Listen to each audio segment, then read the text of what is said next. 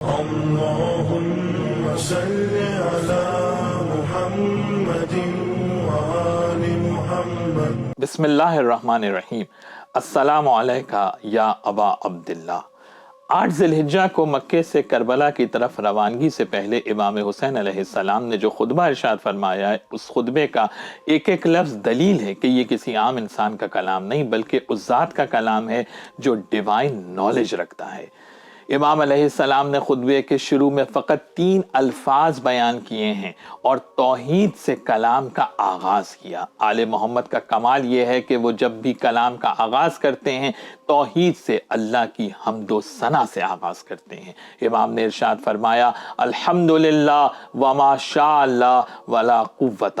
الا باللہ، تمام تعریفیں معبود برحق کے لیے ہیں، اور اس کے فوراً بعد ارشاد فرمایا وما شاء اللہ، یعنی یہ حمد کرنے والا مشیت الہی سے آگاہ ہے، مشیت الہی کا علم رکھتا ہے، اور پھر فرمایا ولا قوت الا باللہ، یعنی جو کام بھی میں انجام دوں گا وہ اللہ کی دی ہوئی طاقت ہے۔ اس کے بعد فرماتے ہیں مجھے اپنے اجداد سے ملاقات کا اتنا ہی شوق ہے کہ جتنا شوق یعقوب علیہ السلام کو یوسف علیہ السلام سے ملنے کا تھا۔ یہاں پر یہ بات قابل غور ہے کہ آل محمد نے جب بھی اپنی تشبیہ دی ہے، مثال دی ہے، تو انبیاء علیہ السلام سے وہ مثال دیتے ہیں، کیونکہ امت میں کوئی ایسا نہیں کہ جو اہل بیت علیہ السلام کے مقابل میں آ جائے۔ اس کے بعد امام نے فرمایا میری قتل گاہ معین ہو چکی ہے، جہاں پر میں پہنچ کے رہوں گا۔ میں دیکھ رہا ہوں کہ صحرا کے بھیڑیے یعنی یزیدی لشکر والے میرے جسم کے ٹکڑے ٹکڑے کر رہے ہیں۔ حسین ابن علی کو اپنی شہادت کا علم اپنے نانا رسول اللہ صلی اللہ علیہ وآلہ وسلم سے تھا۔ رسول اللہ صلی اللہ علیہ وسلم نے ارشاد فرمایا کہ جبریل مجھے خبر دے کر گیا ہے کہ میرا یہ نواسا کربلا کے میدان میں شہید ہوگا، اور صرف جبریل خبر ہی نہیں دیتے تھے، جب بھی جبریل آتے اور امام حسین علیہ السلام کی شہادت کی خبر دیتے تو جبریل کربلا کی مٹی بھی لے کر آتا تھا۔ اہل سنت کی کتابوں میں یہ روایات موجود ہے کہ رسول اللہ صلی اللہ علیہ وآلہ وسلم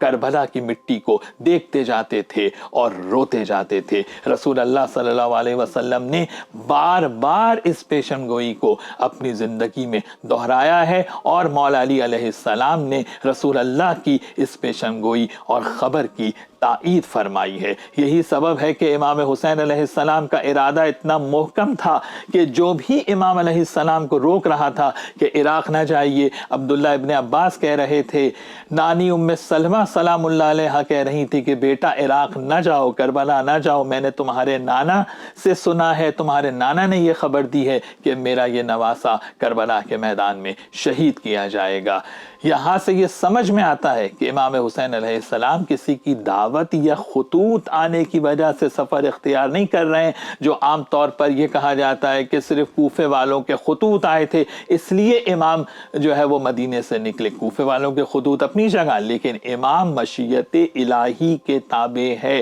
جو قدم بھی امام علیہ السلام نے اٹھایا ہے وہ حکم الہی اور مشیت الہی کے تحت ہے، کیونکہ امام حسین علیہ السلام اللہ کے بنائے ہوئے امام ہیں اور امت کے ہادی ہیں۔ پھر امام نے ارشاد فرمایا رضا اللہ رضا نا اہل البیت، یاد رکھو ہماری رضا، ہم آل محمد کی رضا اللہ کی رضا سے مربوط ہے، ہم کرتے ہی وہ ہیں جو اللہ چاہتا ہے۔ امام حسین علیہ السلام کا یہ جملہ ان کی امامت پر بھی دلیل ہے اور ان کی عصمت پہ بھی دلیل ہے کہ آل محمد وہ ہیں کہ ایک لمحے کے لیے بھی وہ رضا الہی سے جدا نہیں ہوتے۔ اس خطبے کے آخر میں امام حسین علیہ السلام نے ارشاد فرمایا کہ تم میں سے جو اللہ سے ملاقات کے لیے تیار ہے بس وہ میرے ساتھ چلے، ہم کل مکے سے روانہ ہوں گے۔ اس آخری جملے نے بھی بتا دیا کہ اب جو امام حسین علیہ السلام کے ساتھ آئے گا وہ کسی لالچ میں نہیں آئے گا، بلکہ وہ صرف اور صرف